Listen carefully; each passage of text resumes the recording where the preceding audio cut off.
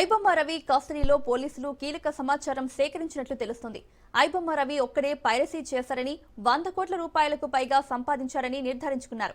ఇందులో 30 కోట్లకు సంబంధించిన బ్యాంకు లావాదేవీలను సేకరించారు. టెలిగ్రామ్ యాప్ ద్వారా పైరసీ సినిమాలు కొనుగోలు చేశారని పోలీసులు గుర్తించారు. మూవీపై క్లిక్ చేయగానే 15 యాడ్స్ కు డైరెక్ట్ లింక్ అయ్యేలా పోలీసులు కస్టడీలో తెలుసుకున్నారు.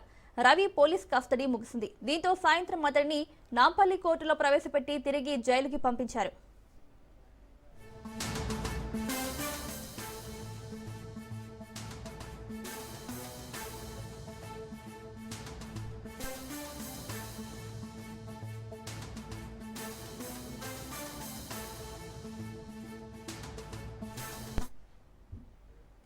సినిమాపై క్లిక్ చేయగానే 15 యాడ్స్ కి డైరెక్ట్ లింక్ అయ్యేలా చేసినట్లు నిర్ధారించారు. మ్యాట్రిమోనీ, బెట్టింగ్ గేమ్ తో పాటు పలు యాడ్స్ కు లింక్ చేశారని, ఏపీకే ఫైల్స్ లింక్స్ పంపి బెట్టింగ్ యాప్స్ కు ప్రమోషన్ చేశారన్నారు పోలీసులు. 50 లక్షల పైచిలకు వ్యూవర్షిప్ చూపెట్టి పెద్ద ఎత్తున డబ్బు సంపాదించారని, భారత్ లో ఉన్న ఐడిఎఫ్సి బ్యాంక్ కి నిధుల బదలాయింపు చేశారన్నారు. ఐడిఎఫ్సి బ్యాంక్ కి వచ్చిన నిధులను యూఎస్డీటీ ద్వారా మళ్లింపు చేశారని సిసిఎస్ సైబర్ క్రైమ్ పోలీసులు గుర్తించారు.